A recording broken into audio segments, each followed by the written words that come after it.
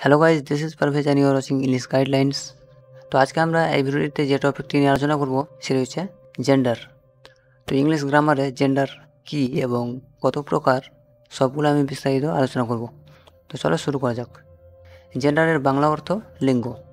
Gender নির্দেশ করে কোন নাউন বা প্রোনাউন পুরুষ, স্ত্রী, ক্লিব নাকি উভয় লিঙ্গ। আমরা যদি জেন্ডার না জানি তাহলে আমরা কোনো নাউনকে দেখে বুঝতে পারবো না যে সেই নাউনটি পুরুষ লিঙ্গ, স্ত্রীলিঙ্গ, ক্লিব লিঙ্গ নাকি উভয় লিঙ্গ। তো এখন তোমরা এই ছোটো ছোটো জিনিসগুলো যদি না জানো তাহলে উপরে যে গ্রামারগুলো রয়েছে সেই গ্রামারগুলো করতে গিয়ে অসুবিধা হবে। তো এবার আমরা দেখব যে জেন্ডার কত প্রকার। জেন্ডার সাধারণত 4 প্রকার। 1. মেসকুলিন জেন্ডার, যেটি বাংলায় বলা হয় পুংলিঙ্গ। ফেমিনিন জেন্ডার, যেটি বলা হয় স্ত্রীলিঙ্গ। কমন জেন্ডার, যেটি বলা হয় উভয় লিঙ্গ। নিউটার জেন্ডার, যেটিকে বলা হয় ক্লিব লিঙ্গ। তাহলে এই 4টাকে তোমাদের মনে রাখতে হবে। এবার আমরা প্রত্যেকটার সংজ্ঞা এবং উদাহরণ সহ ডিটেলসে জানব। মেসকুলিন জেন্ডার, যেটিকে বলা হয় পুংলিঙ্গ। যে নাউন বা প্রোনাউন দ্বারা পুরুষ জাতি বোঝায় তাকে মেসকুলিন জেন্ডার বা পুংলিঙ্গ বলে। যেমন ম্যান, ফাদার, ব্রাদার, বয়, হাজব্যান্ড, কামাল, জামাল, সান, আঙ্কেল।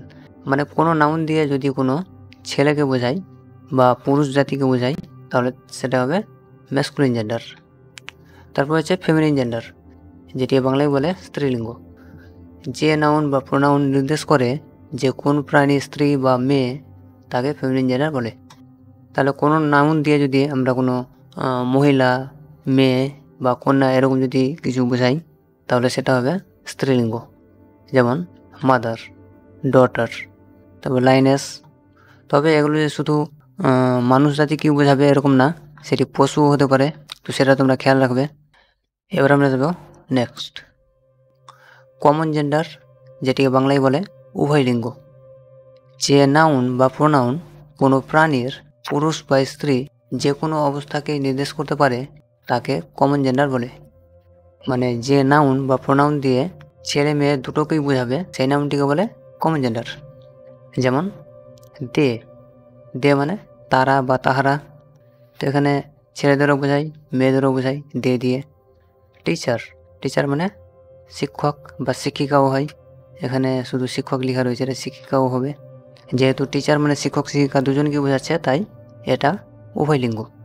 তারপরে বেবি মানে শিশু, এটা ছেলে না মেয়ে এটাও মানে দুজনকে বোঝাবে। তারপর যেমন স্টুডেন্ট, এগুলো হচ্ছে উভয় লিঙ্গর বা কমন জেন্ডারের উদাহরণ। তারপরে আমরা যাব নিউটার জেন্ডারে। নিউটার জেন্ডার বা ক্লিব লিঙ্গ, যে নাউন কোনো জড় বস্তুকে বোঝায় যার কোনো পুরুষ বা স্ত্রী অবস্থা নেই তাকে নিউটার জেন্ডার বলে।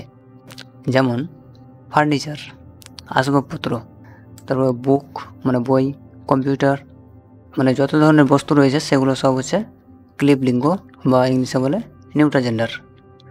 এবার জেন্ডার পরিবর্তন করার কিছু রুলস রয়েছে, এগুলো নির্দিষ্ট কোনো রুলস নেই, তবুও কিছু কিছু উদাহরণ তোমাদের দেওয়া রয়েছে, সেগুলো থেকে তোমরা আইডিয়া নিতে পারবে।